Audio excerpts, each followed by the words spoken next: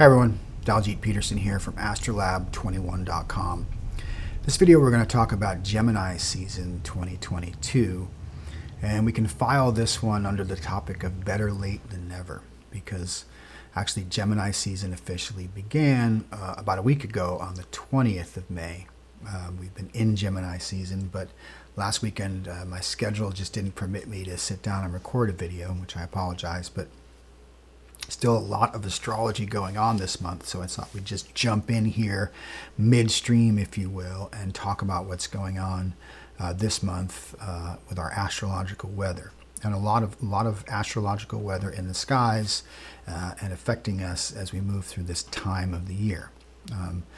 We've got the Mars-Jupiter conjunction in Aries. That's going to be exact, I think, tomorrow. So big, powerful, energetic boost we're going to be getting as we move into Gemini season. We're also in the midst of a Mercury retrograde period that began with in Gemini as the sun moved in and now is retrograding through Taurus. I thought I'd maybe take this opportunity to take a little deeper dive into the phenomenon of Mercury retrograde and show you sort of what happens during these retrograde periods from a sort of astrophysics perspective. We'll take a look at the model of the solar system, which I think always helps if we can align what's happening on the chart with the actual what's happening in the skies. It really helps bring the meanings of these planetary configurations home. So we'll look at both the charts and the sky. Sorry, I'm blowing up here. Never stops, right? Gemini season, retrograde, right? Anyway, let's just jump in without further ado and take a look at what's going on in the charts, in the skies.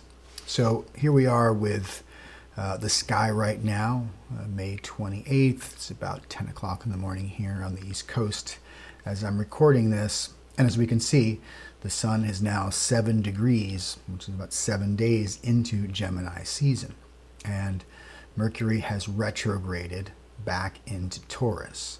But if we move back 7 days, and I'll just reset here to when the beginning of Gemini season back here on the 21st, we had the exact conjunction of the sun and Mercury at 0 degrees Taurus, just as Gemini season began. So this made for a very potent launching of the retrograde season for Mercury, this particular one, because it did start in its own sign of Gemini, just as it was conjuncting the sun. I think this is a really important retrograde in terms of the sort of our mental, intellectual, and verbal expression, communication, dialogue, all these Mercury qualities that we're really going to get a real opportunity during this retrograde period to really tap into some really deep, profound, and really life-changing information.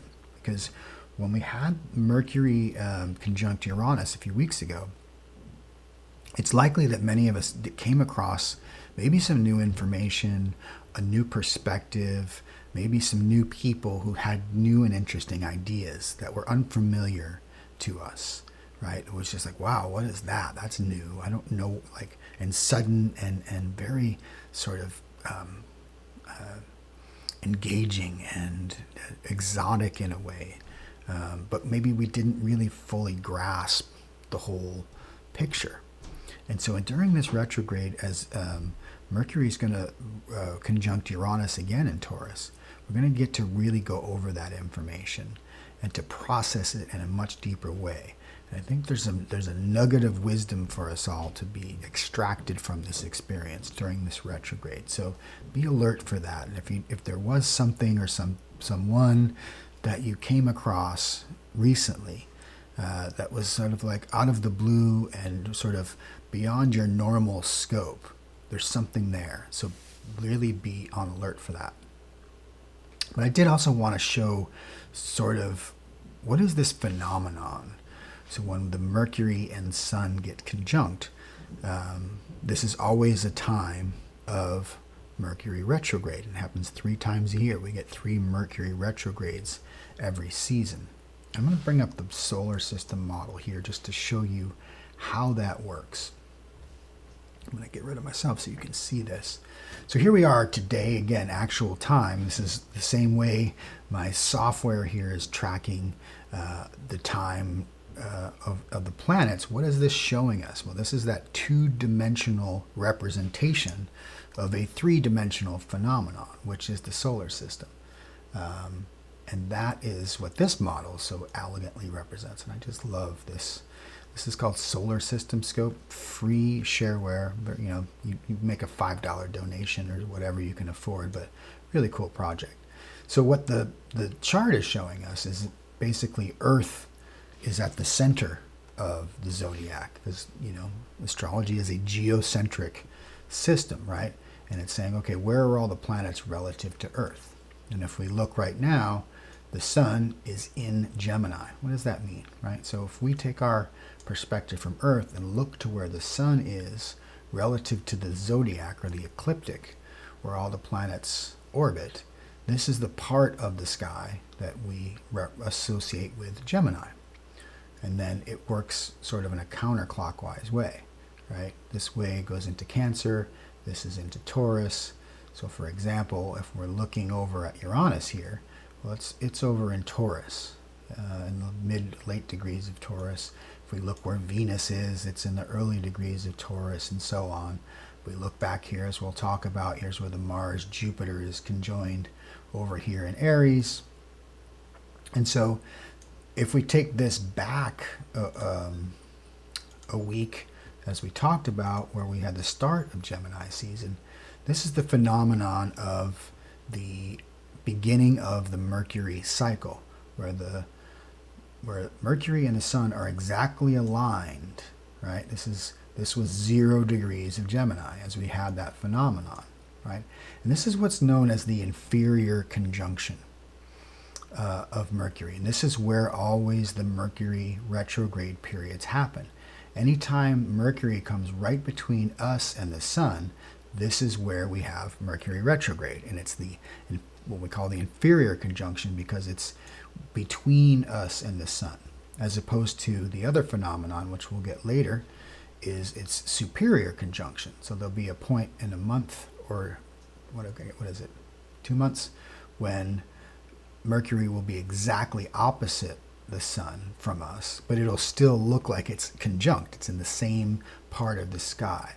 And this is an interesting phenomenon, right? Because Mercury never appears more than 28 degrees or so away from the Sun. It's always within the same sign or in an adjacent sign, just because of the phenomenon of it being between us and the Sun.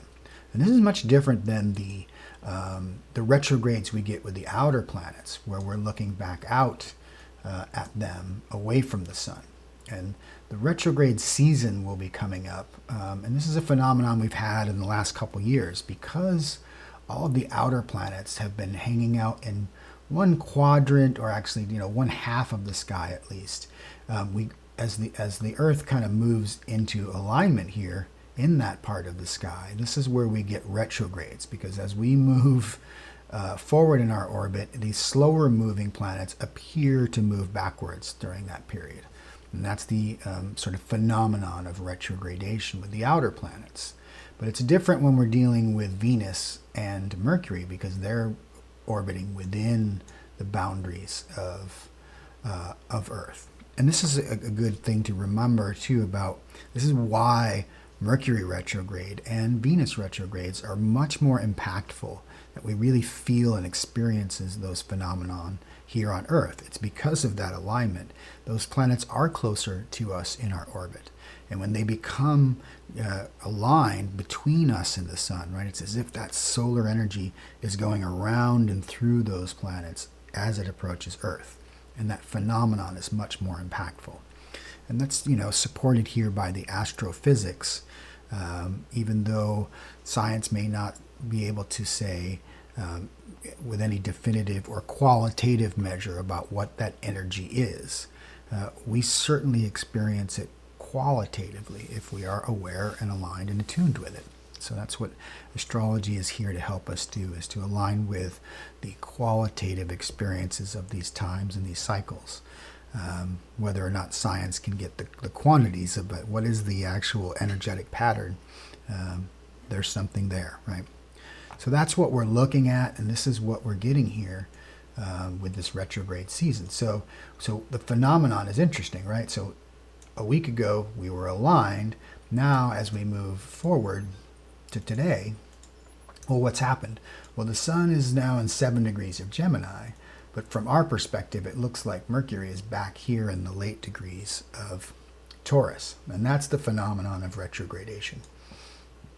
So a cool little astrophysics lesson.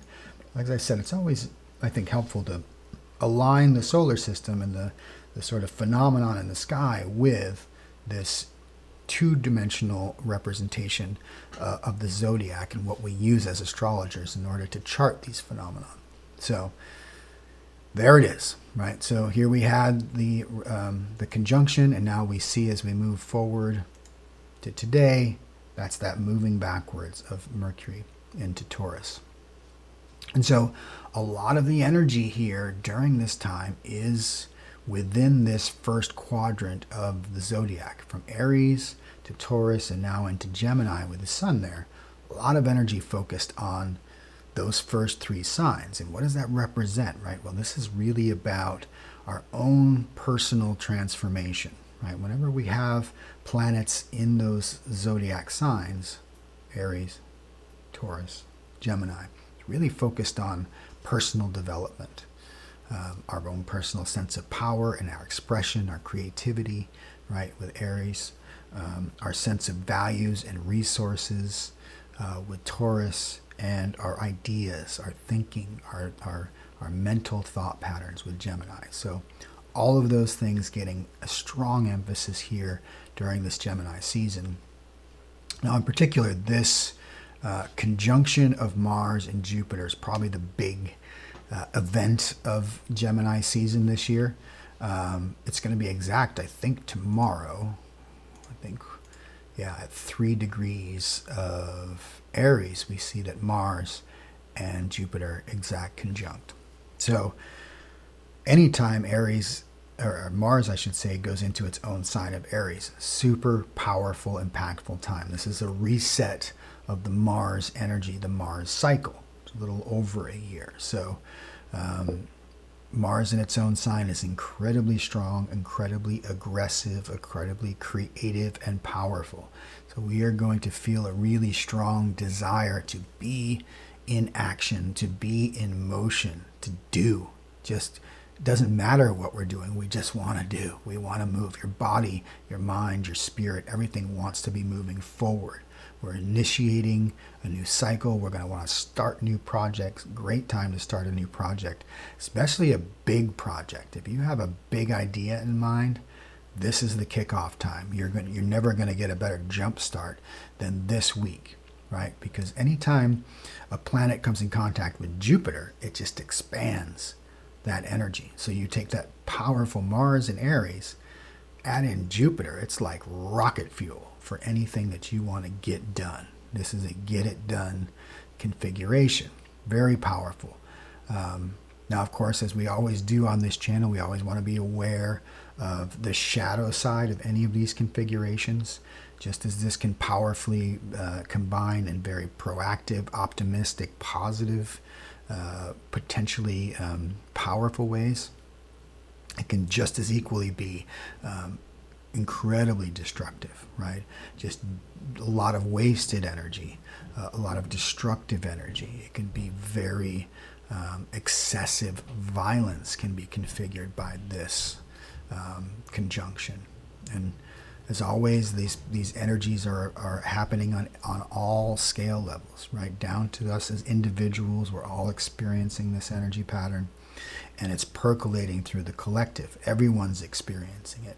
And so it manifests at some level socially or globally, right? And of course, here in America, we're grappling with yet another horrific mass shooting, an incredible act of incredible violence in an elementary school, which is just unfathomable.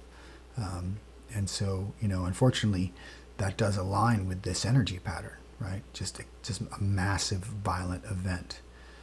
Mars, uncontrolled aggression, reaching a mass shooting, is Mars conjunct Jupiter and Aries. So, sort of that just shows you how these shadow sides can manifest. So we're all taking a look at our own energy, our own capacity for creative power or destructive power, and really getting a chance to align with retuning, reinitiating our own sense of our power in the world. How are we using our power? What is the best use of our power? And I mean just our capacity, our energy. What are we doing? How are we showing up in the world? Right? What are we giving back? What is our big idea or big initiative, right? If we can use this energy proactively, there's a great opportunity here. We're going to feel incredibly, not just creatively, but it's like sexual energy, right? I call this the configuration of big libido, right? Jupiter, Mars, Aries. It's like there's a very potent sexual energy. This has a potency to it. These are both traditionally associated with that more yang energy, outward moving, right? So you're just going to feel your libidinal urges will probably be on overdrive during this week. And so, tap into that, use it proactively. As well, we've got a lot of Taurus energy, right? I do want to point out one of the more long-standing sort of configurations that we've been talking about all year on the channel, and we'll continue to talk about, right? We've got the T-square of Saturn with the nodal axis. And there's a lot of Taurus energy going on here. We just came out of eclipse season where we had the eclipses occurring within Taurus and in Scorpio. So we had that Taurus new moon last month. It wasn't a very tight eclipse. It was pretty broad, but always eclipse seasons trigger off this intensity. So that new moon, intensely feeling this Taurus energy, this pull towards a more embodied, value-oriented sort of approach. And this is a theme of the entire year with the North Node moving through Taurus, right? We're really getting a chance to really hone in on what do we really value? What is really important to us? How can we become more self-sufficient and self-reliant? Bring the resources to us that we need in order to continue our own personal evolution. Great time. This is the year for really harnessing, gathering your resources, be they, physical or financial or otherwise, or, they could be intellectual resources. They could be relationship resources. What do you need to pull in so that you can really be stable, confident, self-sufficient, and reliant? Of course, we're always looking back with this South Node at our old relationship patterns, the old dynamics. That's what Scorpio, South Node in Scorpio is really going to bring some of the skeletons out of the closet for us. We may encounter old relationships and old relationship patterns, either literally or figuratively. You may actually meet or have encounters with old partners at this time and have to resolve some old issues, personal and relationship partners of that sort of intimate or sexual nature, or even like creative partners, partnerships in the past, being you're having to really release some of those and let go of them and reconfigure those so that they allow you to move into this new pattern and to continue your evolution forward. So whenever Saturn comes into square with the nodes, as we're having this phenomenon throughout 2022, it's really saying, okay, you need to focus on this. Let's be disciplined. And it can create a sense of loss or limit or restriction as that process of narrowing down what's really important. So when we get Saturn squaring this North Node, here in Taurus, especially as we're getting this Mercury retrograde moving in. We've got the moon moving through Taurus this week. We've got Uranus there in kind of a close conjunction. It's coming into its conjunction now with that north node. There's going to be a much more sort of eccentric and powerful, liberating feeling to this this part of the cycle of the nodal transits. Really intense chance and opportunity to really get focused on these values and these resources. Of course, it's going to be really important. Where does Taurus show up for you in your personal chart? Always important to sort of bring this home. I know for me, this is a 6th house issue. This is all about my routines, my health, my well-being, my work day, my day-to-day existence is really, and I'm very challenged with it right now. And I'm having to restart a diet program that I fell off of for the last few months as a lot of craziness has been going on in my life. But now, Mercury retrograding through my 6th house, I'm getting back into that information, that data, that process, that day-to-day discipline, right? Saturn here in square with this position. And so that's really important. That's where astrology shines, is you always have to relate this back to your own chart. So knowing your chart, super important. If you don't know it, go to astro.com, get a free birth chart. Consult an astrologer if you haven't, because it's really helpful to be able to align this information with your own personal chart. But, this is a pattern we'll talk about. We've talked about it all year. We'll continue to talk about it because this is a long-standing configuration. We're going to get Saturn going retrograde later in the year, and it's going to go back over these points. So something always to keep in mind. So I want to just move forward here. Of course, before we go to the new moon here in Gemini, so we also have Venus changing signs and moving into its own sign of Taurus. So here we have Mars in Aries, Venus in Taurus, Sun in Gemini, like all these interpersonal planets really aligning nicely, especially with Mars, Aries, Venus, Taurus in their own signs, So again, our own sort of sense of our personal desire nature is really getting a boost during this month. So we'll feel very sensual, very connected to our bodies, connected to our spiritual path. Our passions will be ignited in a very big way, and we'll want to be able to channel those through physical expression. So really important to be out, be active. Here in the Northern Hemisphere, we're in spring, moving into summer. The weather is nice. Nature is calling us to be out, to be in the world, be active, participate. Sun in Gemini, but then also be social and interactive. We haven't had a time as conducive to being sort of engaged with the world as we have right now. So I really encourage everyone to take advantage of that if you can do it safely, given whatever your social condition or dealing with this long-lasting coronavirus situation. But if you can socially engage in a safe way, I really encourage you to do so, because it's a great time to do it. So we'll just finish up with, let's just look at the, here we are. Go back a few hours here. So I'm just trying to get you showing the Gemini new moon this year will happen on the 30th, right? So right on Memorial Day, which is nice. Most of us will have that day off and we'll be able to enjoy it. So a lot less intense than the new moon we had in Taurus last month, which was in somewhat of an eclipse pattern. So consider what it was like a month ago, that new moon. What has transpired during this month? There's a lot of more, as I said, that Taurus energy was very strong during Taurus season. Now this will be a much lighter month. Much airier, Gemini, right? Much more intellectual, much more social. Great time to start your summer reading list.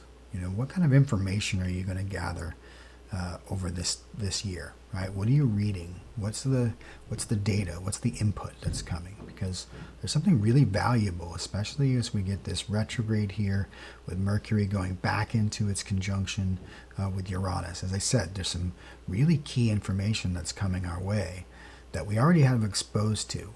It came across our radar last month, but we didn't quite grasp the entirety of it in its multi-dimensional aspect.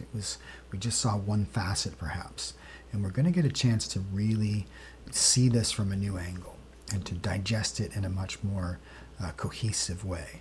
So I really encourage you to really review anything new that's come into your purview over the last month, and really try to dive deeper into it, really understand it, and try to embody that information. Taurus, right? Mercury in Taurus. I want to embody the wisdom. I want to embody this knowledge. Really productive way of using this energy pattern for this month. I think this is going to be beginning of a sort of clearing and a moving forward. We see the sun is now going to move forward into the sky here, and into we move into Cancer season, as we get into the summer solstice and summer. There's going to be a lightening up in some ways of this energy pattern that we've moved through. It's been a pretty heavy last 2 or 3 months for sure. We've had a lot of intensity, a lot of transformational energy occurring in the later signs of the zodiac. Now we're just like, we're moving into this new season, a feeling of renewal, a time to start new projects, new initiatives, to refresh, to renew. So I encourage you to do anything that will allow you to tap into that energy. So that's really all I wanted to get to in this video. So hopefully that'll give you a little bit of a roadmap for how to handle what's coming our way in the next few weeks. As always, if this information is helpful or interesting or enlightening, would love it if you hit that like button and subscribe to the channel if you haven't already. We'd love to have you in the Astrolab family here, and get the notification bell as well, so you know when new videos are coming out. All right, well, everyone have a happy and healthy and safe and fun and energetic and embodied Memorial Day weekend. I hope you enjoy it. You can get out there and live life to the fullest. All right, till next time. Sat Nam, everyone.